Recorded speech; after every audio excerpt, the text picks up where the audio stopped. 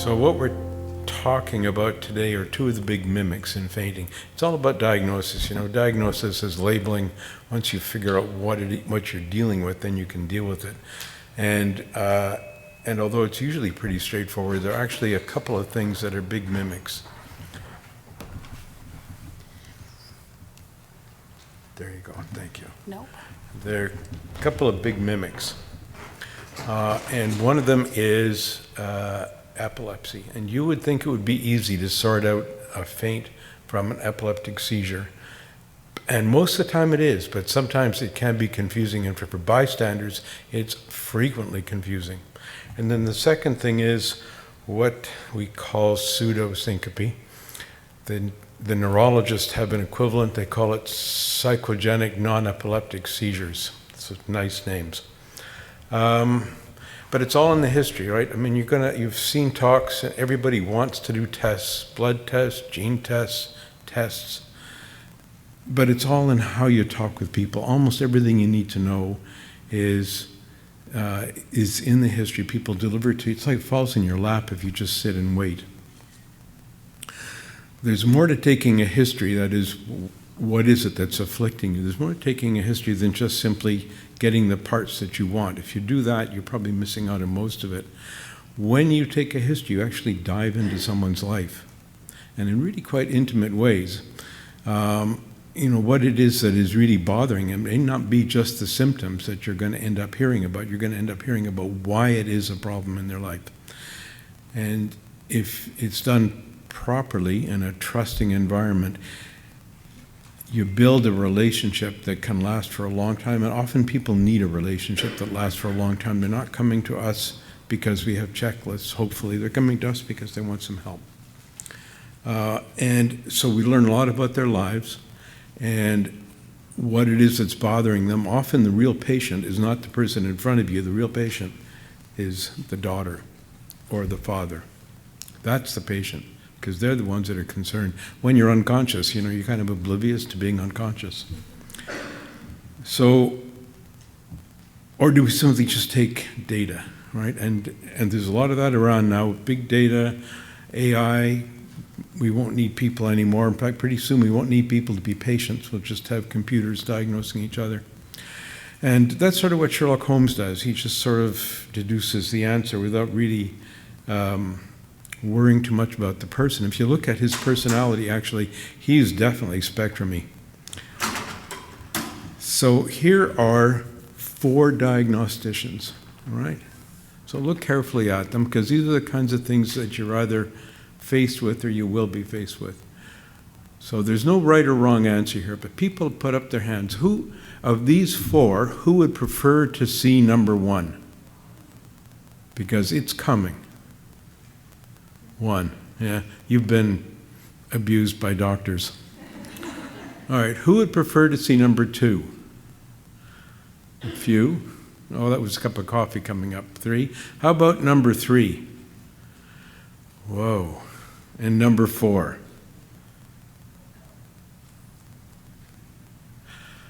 Could we just stop here? I would have thought, so I think, 2 or 4 to me are fine. But why did so many people pick number 4? Of those people who picked why did you pick number 4?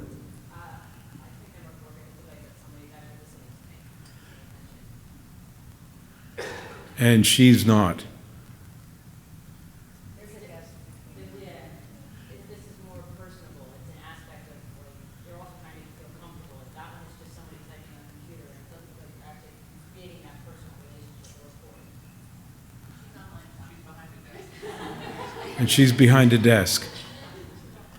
Yeah, so I have a wonderful GP, and we're all trapped now with electronic medical records. I mean, this is the future, this is the present, so we're going to have to deal with it. But what she does is she sort of has it on a podium, and she stands with this here and talks like this. So she's actually not really, she's only sort of facing her computer, but you're right, there's a barrier there. Wow, you people are really perceptive. So you picked up the barrier, and you picked up the computer face. Okay. And you don't like the surgeon in number 3? No. All right. So what you're picking up on is these are human relationships that we're talking about. These are not data, they're not checklists, they're not, should we do an ECG or an EEG or something. It's a relationship that's important with your doctor. And if you don't have a great relationship, there's nothing wrong with moving on if you're in the kind of medical, financial environment where you can do that.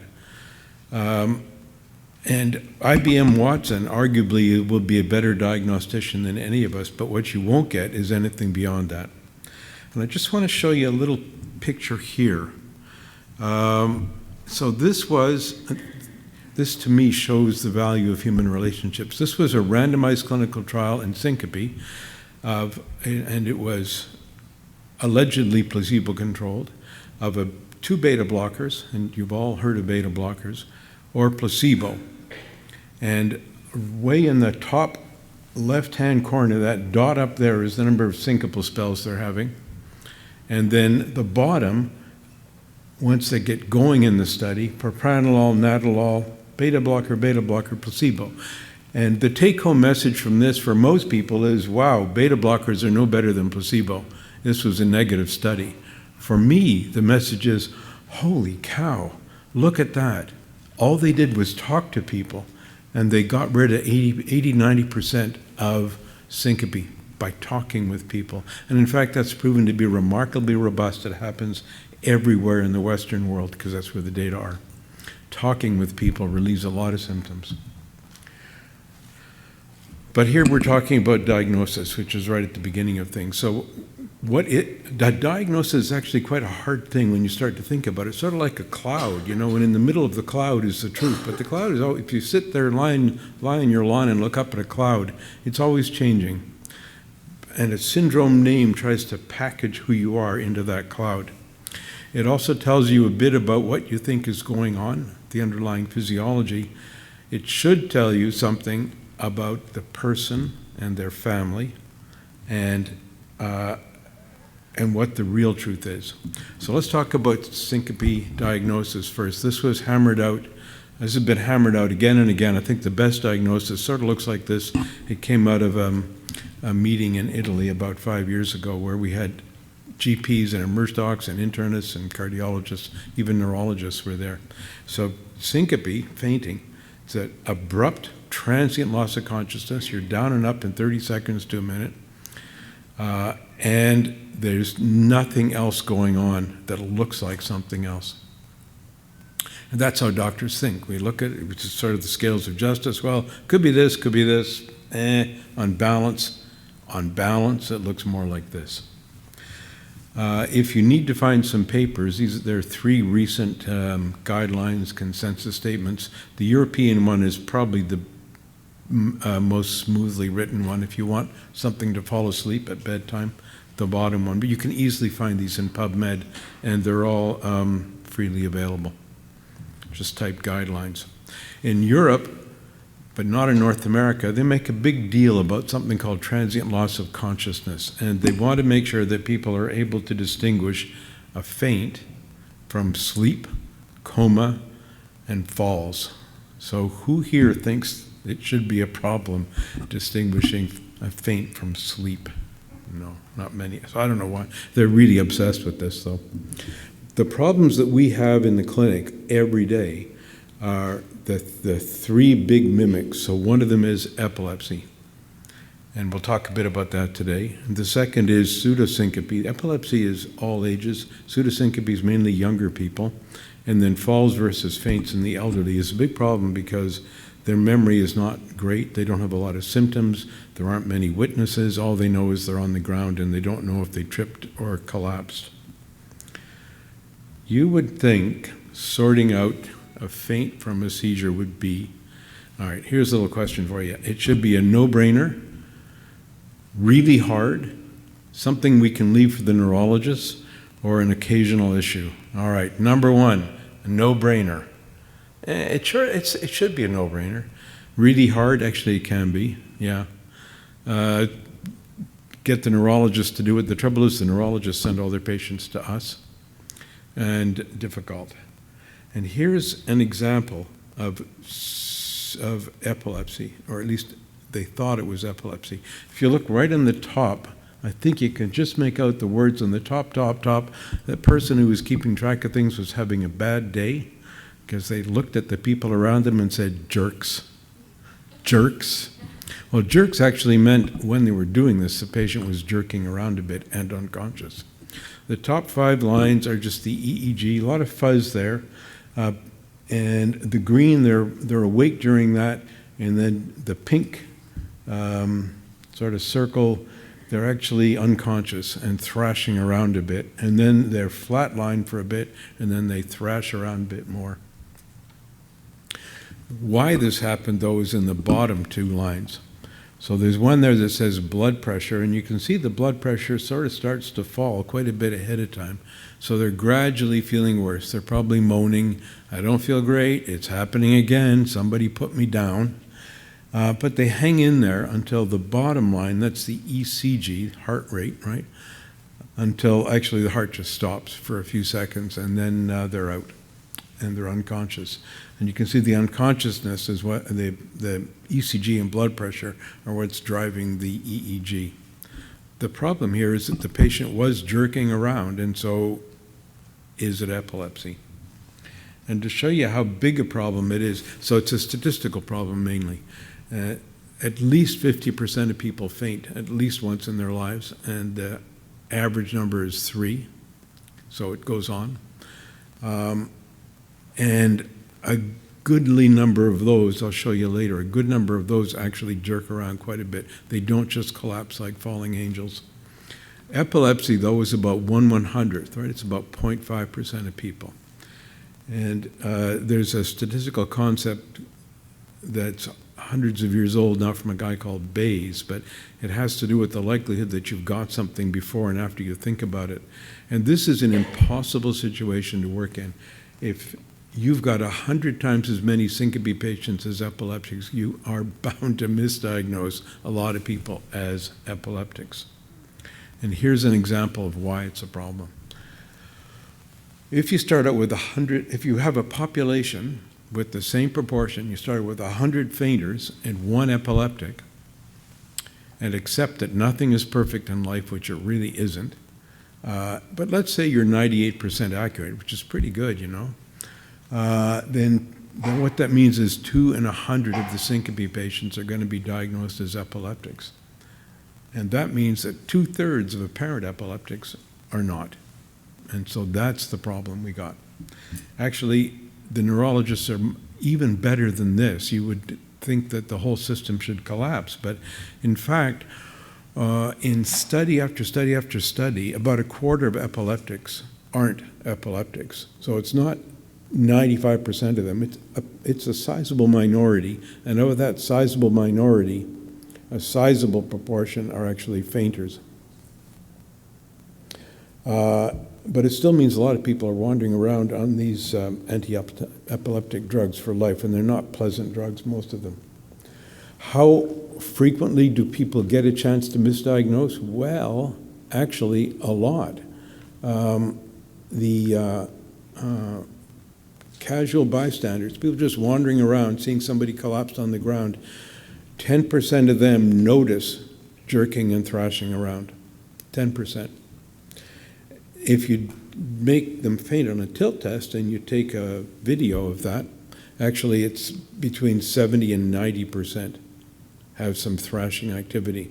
So it's really common in a faint. A faint is not just a quiet little collapse. A faint is a collapse with a bit of muscle activity near the beginning usually. And this is called myoclonus, and it's because when the brain is drained, parts of it can fire erratically, so you get this bizarre muscle activity. The most common stuff is what we call extensor rigidity. All right, so this is what it looks like on a tilt test.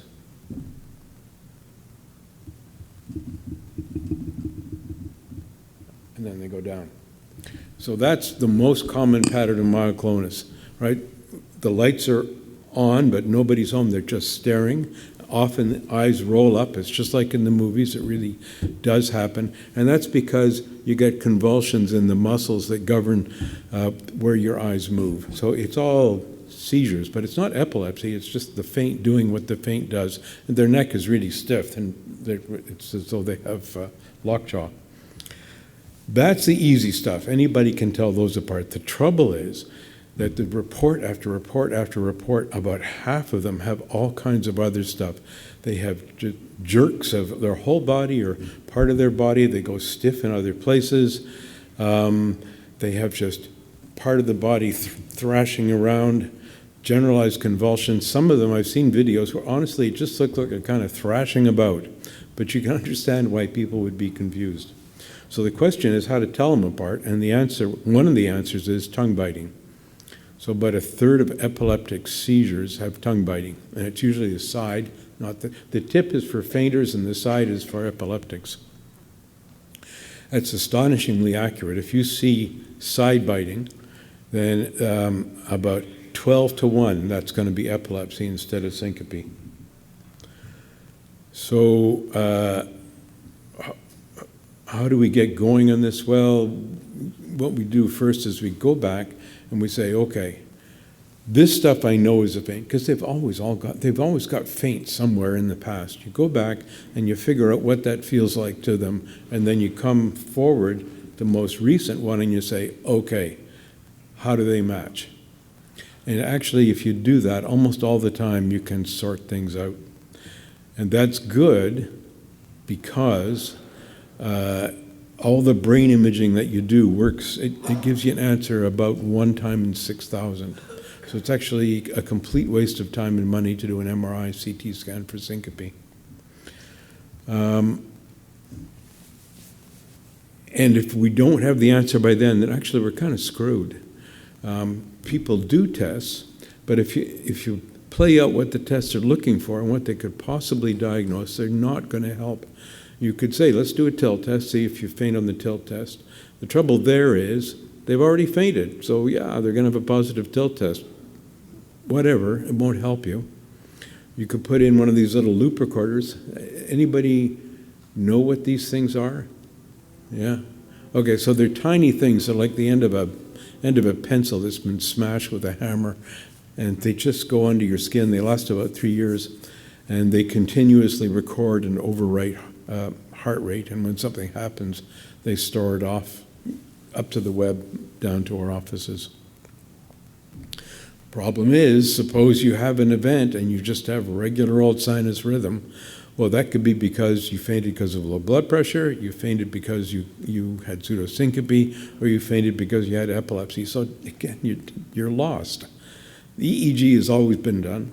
Ambulatory EEG, people don't faint more than once a week. There are very few that faint more than once a month. So you put this thing on for a week, you're not going to get anything.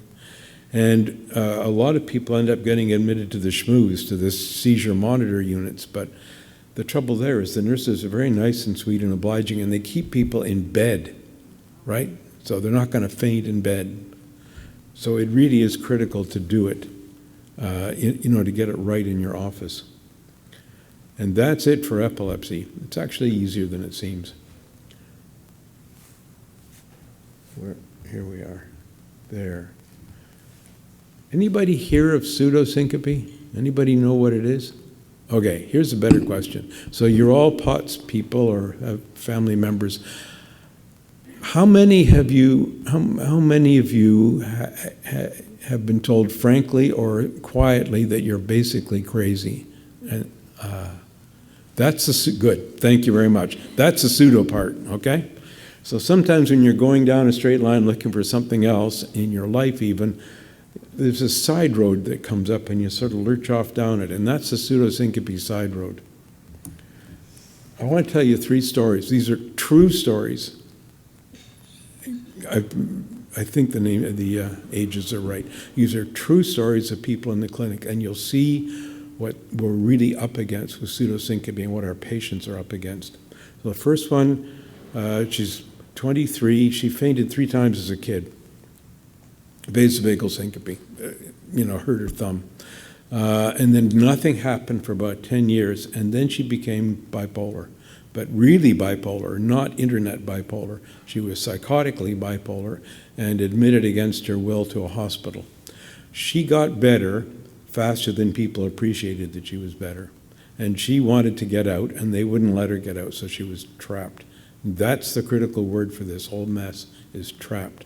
So she was trapped, and she started collapsing 5, 10, 20 times in a day. Eventually, they were alert enough, even in a psychiatric hospital, to take her pulse, and it was normal, so they let her go home. As soon as she was out, she stopped. And so that's pseudosyncope. But she thought she was out. Second story, because it's not just the girls. It's a guy, kind of a B-type personality, very nice guy, nice marriage, nice wife, great, but not very ambitious. And he was working in a pipe factory, and his job was to carry the pipes, which are 8 feet long and weighed 50 pounds, from one place to another place. And he had to do this all day, and he hated it. And he started collapsing a lot, but never when he was carrying a pipe. It was always some other time. So eventually his mother-in-law said, oh, for God's sake, just quit that place and come and work in my McDonald's franchise, where she was the owner-manager. And so he was better. He stopped. He went to work there. She got sick. She had to take off a few months. She said, I trust you. You be the manager for a while, because if I get somebody else in there, they're going to be in the cash register. So has anybody here ever had people report to them? Any managers here? Fun, isn't it? Right? 10% of people are 90% of the problem. So he had some of he hated dealing with this. He started going down again, and his mother-in-law finally got better and said, for God's sake, go back to flipping burgers, I'm coming home. And he stopped fainting. That too is pseudosyncope. Again, he's trapped. He couldn't, he was stuck in 2 jobs that he hated. He had a young family, he had another kid on the way. He had to keep going, but he couldn't keep going. This is the third story. She's in her late 50s. And she had a terrible time with breast cancer, 4 years of cancer, chemotherapy, recurrent admissions, complications, the whole thing. It was awful. And finally, she was still at home, but she got well enough that she could think about going back to work. And then she started dropping a lot, all the time. She had fainted a few times as a kid. Drop. She and her husband made their way in, and I was just getting going on this. I hadn't quite figured it out yet, but they just didn't smell right. So eventually I got him to get a home blood pressure cuff, because some of her spells were quite long, and he got her blood pressure. How many people here have a home blood pressure cuff? Yeah, it's amazing. 50% of Canadian households have home blood pressure cuffs. It's astonishing. So he did that, and he came back and he said, she's got normal pulse, normal blood pressure. You said that people faint because they don't have enough blood pressure. So what's going on? And she said, I don't want to go back to work. I think this is in my head. Wow. And so he said, you don't have to go back to work. We got lots of money. Stay home. That'd be great. I get hot dinner. So, and so she stopped. So again, she was trapped, right? She knew she had to go back to work because that's what she's always done, but she couldn't go back to work because she just felt like crap and she was exhausted. And then once she stopped being trapped, she got better. The problem is these stories take a bit of time to come out, and that's not what we're in the business of doing. We're cardiologists and neurologists mainly that you see. So I want to show you just the impact of perspective. So this is the same case, 2 hallway conversations. So the first hallway conversation, so you've all seen this, right? So I had this great case today, young woman, and palpitations, man. Every time she stands up, her heart rate soars, and I don't think it's an arrhythmia, but there's something going on. She was whining a bit about being tired and foggy, but whatever.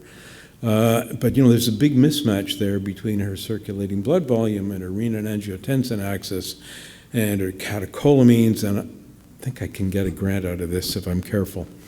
She might even be a mutant. She was whining a bit about her kids and jobs, but fortunately I was able to just sort of filter that out. I should get her kids' DNA as well. All right. Anybody think they've seen that kind of conversation going on? Yeah, it's not that uncommon. Here's the other side. Here's another conversation. I saw a 26-year-old woman today, married, 2 kids. She can barely function. She's exhausted all the time. She feels unwell in a way that she can't describe. And she's lightheaded lots. Her heart's pounding all the time. It's driving her crazy. Her life is miserable. She can't think straight.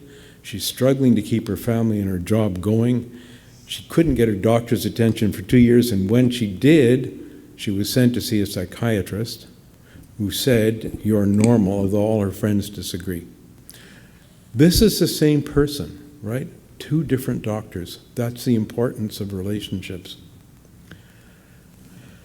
So, pseudosyncope, there are 2 ways to look at it, right? So if you're used to doing interventional cardiology, putting in stents, then you're likely to say these people are crazy. They have no place in my clinic. They're wasting my time. This is close to medical fraud. I don't know why they woke up in the morning and decided to make my life miserable. The other way to look at it is to say, wow, I've seen enough of these. These people are really symptomatic. There's something terrible going on. They don't know they're doing this. We got to sort this out. And the problem is, right now, the pseudosyncope area is at a tipping point, the way POTS was a few years ago, right? Remember what it was like 5 years ago? It was pretty bleak, and it's much better now, I think, from what I can see. There's a ton of stuff going on. Pseudosyncope is about at the tipping point that POTS was at 5 years ago. And the problem is, anybody here remember Dick Cheney? The older ones will, the younger ones, yeah? And the unknown unknowns, and he was widely mocked for that. Actually, what he said was completely true, and it came out of the Persian literature in the 13th century. And he said, basically, there are 4 kinds of knowns, and the worst kind is the unknown unknowns, things that you don't understand, and you don't even know they exist. So therefore, and you don't understand what you don't exist. And the problem is the pseudosyncope right now is unknown unknown. And so the first thing we got to do is recognize the toxicity of words and the potency of words. Pseudosyncope has got all kinds of, negative connotations. You're crazy, you're faking it. You are the problem, not you have a problem, you are the problem, you're wasting my time. And we need, first of all, we got to strip that away so that the first words people hear, we'll have them think about it in a different way. And right now, the label in cardiology is psychogenic pseudosyncope, which is a wonderful word, right? And you manage to confuse people twice and insult them once. Psycho, you're crazy. Pseudo, you're faking it. Psychogenic pseudosyncope, if you say it quickly enough, right? It's like that Mary Poppins word. It's incomprehensible nonsense. Get rid of it. And what we've started calling it is non-biological collapse. I had to think a lot about what kind of words to use that were completely neutral and accurate. And they always collapse, and there's not a biological cause, so it's a non-biological collapse. So it's apparent loss of consciousness without brain abnormality, so not epilepsy, not syncope. And if you do that, you say, well, actually, you're not crazy. You have a problem. You're not doing this to me. It's happening to you, and let's get going on it. And there's some things so NBC, non-biological collapse. So NBC is not a beautiful bird that's not too smart. One of my patients was a farmer. It gets cold in Alberta. It gets really cold in Alberta. It gets down to -30, -40 in the winter. And he left his peacocks out, and the birds are too stupid to know what to do about it, because they had a little peacock house, and all the little feet froze off that night. All his peacocks died because they're beautiful, but they're not bright enough to come in from the cold. Anyway, NBC is not NBC. NBC is not malingering. NBC is not malingering, right? Malingering is conscious. You're doing it because you consciously want something. NBC is not Munchausen. Remember Baron von Munchausen from a couple of hundred years ago? So Munchausen is conscious induction or aggravation of illness to get medical care. And people get admitted. I had, when I was a resident, there was one young woman who was injecting her arms every so often with poop. So she'd get these, yep, it's true. I actually found the vial at her bedside along with the needles. So she kept on coming in with these benign but ugly-looking infections. Nobody could figure out what it was till we found the little vial of poop. So clearly, it's not malingering, and it's not Munchausen. It's a conversion syndrome, and these are well known. So, and you all know of them, right? You all know of people who, when they get stressed, they get a headache, right? Are they crazy? No, they have a headache, right? You know people, a bit less common, when they get stressed, they start throwing up, or they get sick to their stomach. Crazy? No. Some people even get hives when they get really stressed. Again, so it's a biological response to a trapped situation. And they look different. So the ones with MBC and vasovagal syncope look quite different. Vasovagals, almost always, they're a bit damp and they're pale. And their eyes, right, their eyes are wide open because they're having little seizures. Whereas the non-biological collapses don't. The NBCs, actually, one of my patients said that one of my patient's fathers said that his daughter just sort of sank to the ground like an angel, just very gently and sweetly dropped to the ground. Right, so that's not syncope. What are the coexisting issues that we see? This is pretty horrible stuff, right? These are not people who are collapsing because they forgot their homework. This is, and you can almost always get it in the first hour. So it's bubbling away just barely beneath the surface. Lots of family abuse, lots of broken families where the parents are fighting 10 years later, lots of anger, lots of sexual assaults. 50% of conversion syndromes in women are due to sexual assault. But not just sexual assault that they can't get past and they can't get help for. Severe illness, and then the less common stuff, bipolar psychosis, for example, borderline personalities. I've had a couple who were cutters, but most are just sort of otherwise healthy people who are trapped in horrible situations. So we've come up with some criteria now that we look for. You notice we've now made the transition. These syndromes used to be, I know you don't have this, you don't have this, you don't have this, you don't have this. I don't know what you have, you're crazy, right? And so it was a diagnosis of exclusion. You don't have this stuff, you must be crazy. To, oh, you have this point, you have this point, you have this point, right. I know what's causing these collapses, let's get going on it. So it's a paradigm shift. How common is it? How common? So what do people think it is? One fainter in 1,000, one fainter in 100, 1 in 10, 1 in 2. Okay, 1 in 1,000, hands up. 1 in 100, hands up. 1 in 10, hands up. Yeah, 1 in 2. Actually, 1 in 10 is exactly right. So we haven't counted in Calgary, but it's about 1 in 10. Of the people that we see have something that we recognize. We're probably missing some as well. Amsterdam is the same answer. Pseudo seizures, the neurologists say it's 1 in 3. Unexplained syncope is about 1 in 3, but a lot of that is that we just haven't diagnosed it, I think. Whoops. The lower one, if you see mainly older people in your clinic, you're not going to see a lot of this because it's mainly younger people. Younger is below 50. We've seen 3 patterns now. So again, you start looking for these things, you can see people falling in groups.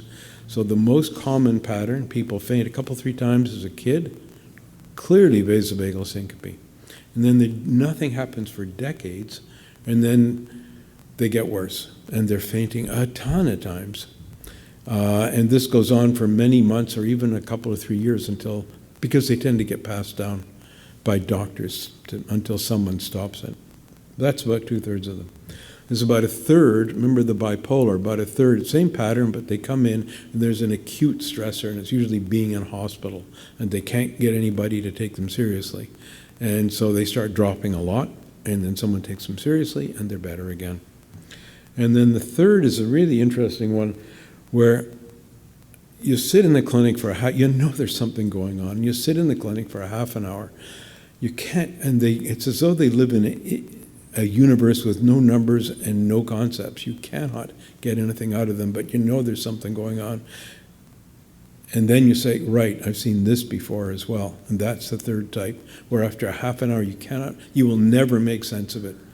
But that's the third type. It's not their fault that you can't make sense of it. That's just part of it. So I think here, yes, we got, the question is what to do, and the answer is you've got to go to your serene spot first. You got to find your quiet room and just sit and listen and just let this information from the patient wash over you and just sort of put the pieces together, because they all have stories that they need to tell, right? Narrative, we know, is an important thing. But there are 3 flags that come up early in the clinic visit, usually in the first 5 or 10 minutes. Big red flags. Often you can pick them up in the letters of referral. High frequency, so more than once a week is definitely a threshold. Once a day, 10 times a day, absolutely, they all have it. Long duration, some of them, not all of them, will last many minutes to hours. A faint lasts a minute. It might last 2. These will last 5, 10, 20 minutes just to show you how severe I am. And then the history is often very vague. So what do? You write off the clinic, right? Because this is not a 3/4 hour visit. This will take 2 or 3 times that long. And because if we don't stop it, nobody's going to stop it. So you just have to put down your pen and start listening and start picking away at different points until you can build a pattern out of it. And it's very gratifying. It's the most gratifying thing I do, partly because it's challenging and partly because they get better. Half stop after 1 clinic visit, and the others, I'm right on time. The others we send to either psychologists if we're sure what's going on, but we know that they're going to go on having problems, or a psychiatrist if we're not quite sure what's going on, and we need some help. And that's the end. Thank you. Aside from non-biological syncope, I know one of the things that confuses a lot epilepsy with neurocardiogenic syncope is the Stokes-Adams. Speaking to the mic, please. The Stokes-Adams convulsions they get for the anoxia. But do you know something about actual autonomic seizures, like insular cortex seizures or stuff like that?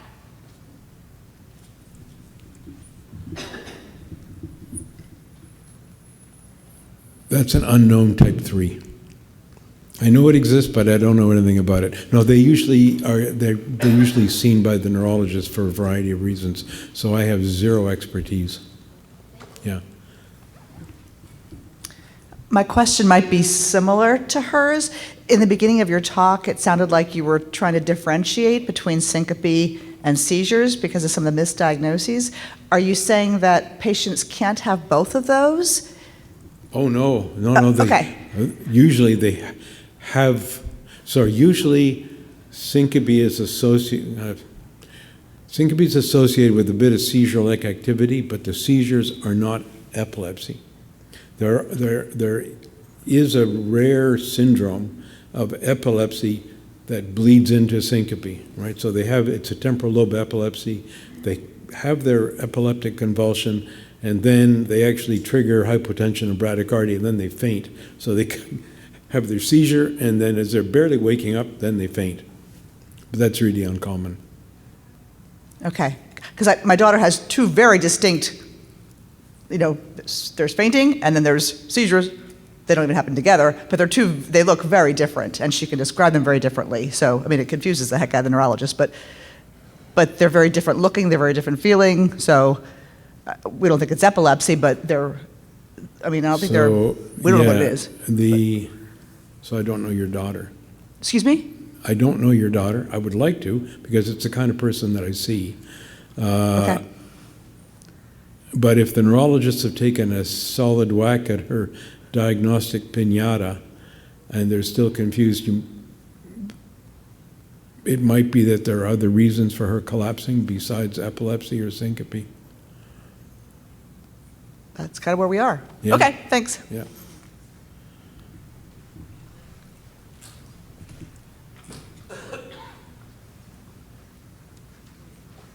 Hi, sir.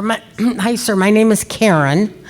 How do you differentiate when you have a neurologist that basically says, this is a pseudoseize, and what I'm an RN, what I see is syncope seize, and he's saying just pseudoseize. He's not looking at the whole picture. What do you do then? Because he says that we did a 3-day EEG where the whole thing come home, and she had events, and he said there's no seizure on the EEG. But do syncope seize reveal in your brain? Yeah, so EEGs, everybody thinks they're useful for seizures, but actually they're probably more useful for syncope in the sense that you're more likely to get a positive test. And so if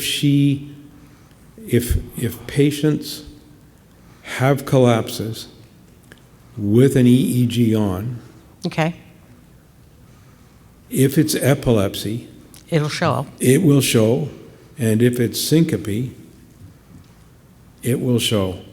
It will look like this.